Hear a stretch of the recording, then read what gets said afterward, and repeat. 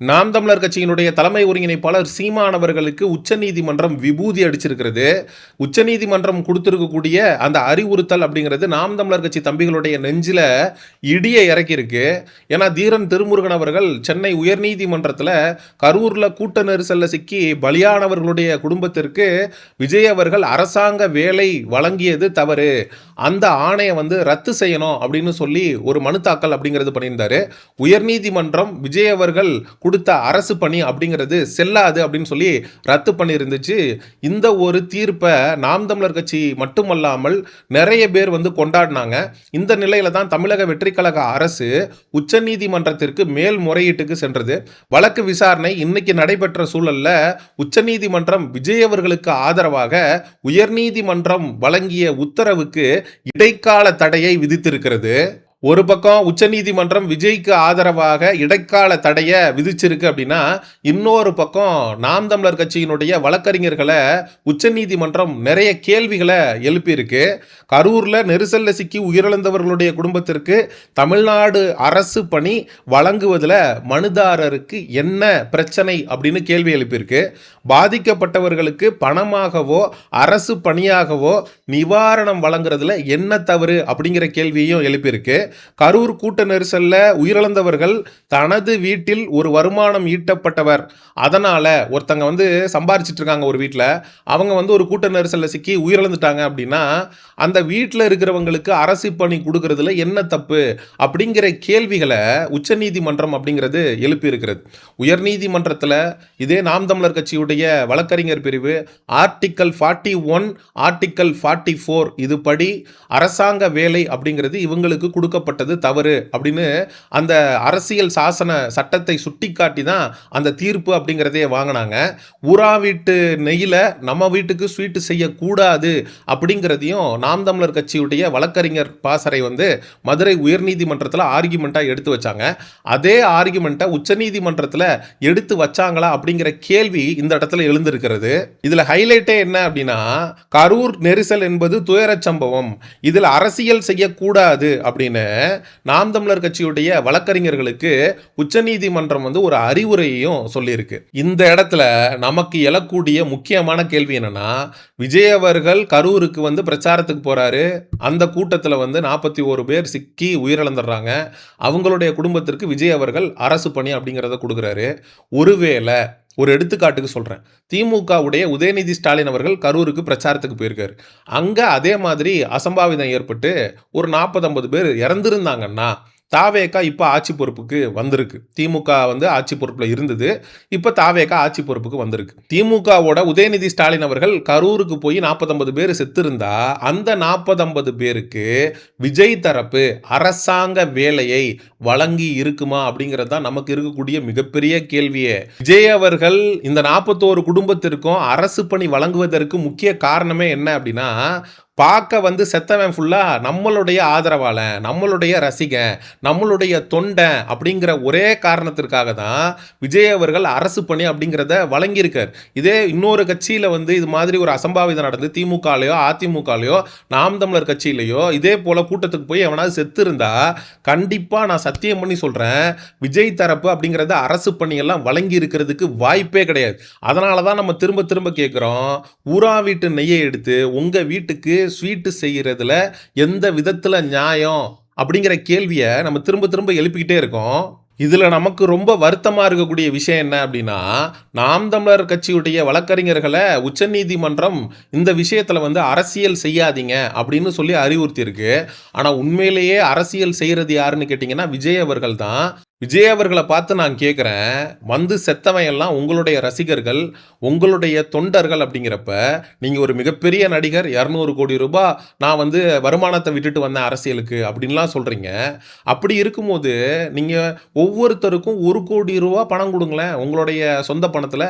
எதுக்காக அரசாங்க பணத்தை எடுத்து உங்களுடைய தொண்டர்களுக்கு, உங்களுடைய ரசிகர்களுக்கு கொடுக்குறீங்க அப்படிங்கிறது தானே இயல்பாக இந்த விஷயத்தில் நமக்கு எழக்கூடிய கேள்வியாக இருக்குது. உச்சநீதிமன்றம் நாம் தமிழர் கட்சி இந்த விஷயத்தில் அரசியல் பண்ணுது அப்படின்னு சொல்லுது. ஆனால் விஜய் அவர்கள் தான் ஏன் மேலே பழிய தூக்கி போட்டாங்க. ஏன் மேலே பழிய தூக்கி போட்டாங்கன்னு கரூர் விஷயத்தில் தொடர்ந்து அரசியல் அப்படிங்கிறத பண்ணிக்கிட்டே இருக்காரு. ஏன்னா திமுக, அதிமுக, நாம் தமிழர்லாம் அந்த கரூர் சம்பவத்தை பற்றி பிரச்சார மேடைகள்லையோ எங்கேயுமே பேசவே இல்லை. ஆனால் விஜய் அவர்கள் தான் எங்கெங்கெல்லாம் மேடை கிடைக்குதோ அங்கெல்லாம் தன்னை ஒரு விக்டிமாக போர்ட்ரே பண்ணிக்கிட்டே இருந்தார். ஏன் மேலே பழிய தூக்கி போட்டாங்க, ஏன் மேலே பழிய தூக்கி போட்டாங்கன்னு தொடர்ந்து இந்த கரூர் விவகாரத்தை வச்சு அரசியல் பண்ணிக்கிட்டே இருந்தார். உச்சநீதிமன்றம், மதுரை உயர்நீதிமன்றம் விஜய் அவர்கள் கரூரில் பாதிக்கப்பட்ட நபர்களுக்கு அரசாங்க வேலை கொடுத்ததற்கு தடை அப்படிங்கிறத உயர்நீதிமன்றம் விதித்திருந்தது. அந்த உத்தரவுக்கு உச்சநீதிமன்றம் இடைக்கால தடையை விதித்திருக்கிறது.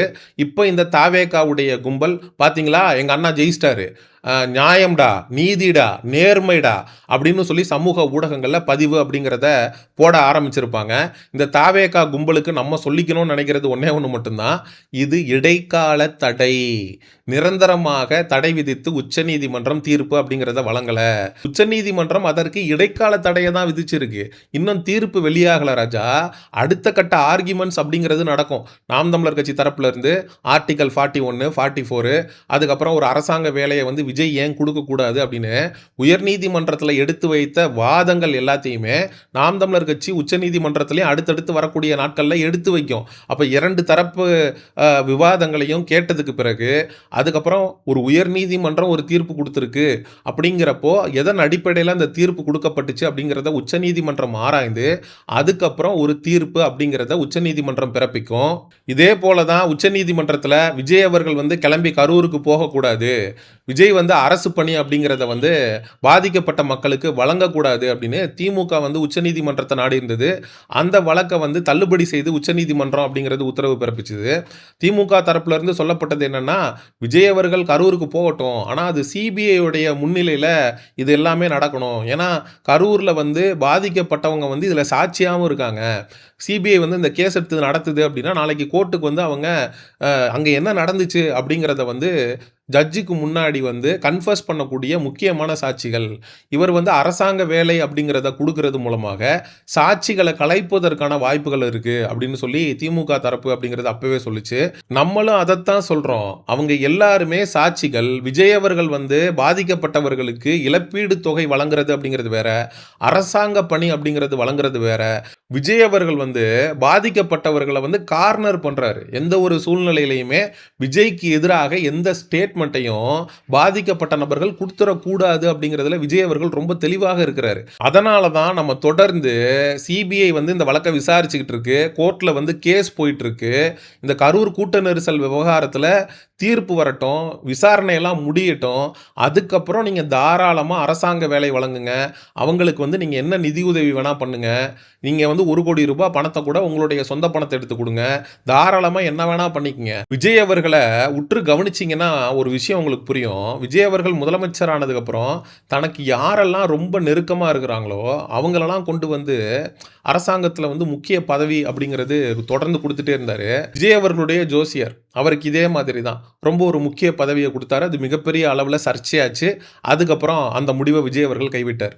அப்புறம் விஜய் அவர்களுடைய ஜனநாயகன் திரைப்படத்தை எடுத்த அந்த நபர் ஒருத்தர், அவர் கர்நாடகாவை சேர்ந்தவர், அவரை கொண்டு காவிரி மேலாண்மை வாரியத்துடைய அங்கே டெல்லி பிரதிநிதியாக போட்டிருந்தார். ஒரு கன்னடரை கொண்டு எப்படி காவிரி மேலாண்மை வாரியத்திற்கு டெல்லி பிரதிநிதியாக அந்த நபரை நீங்கள் அனுப்புவீங்க அப்படின்னு சொல்லி விஜய்க்கு எதிரான கண்டனங்கள், எதிர்ப்புகள் வந்ததும் அந்த முடிவு அப்படிங்கிறதையும் கைவிட்டார்.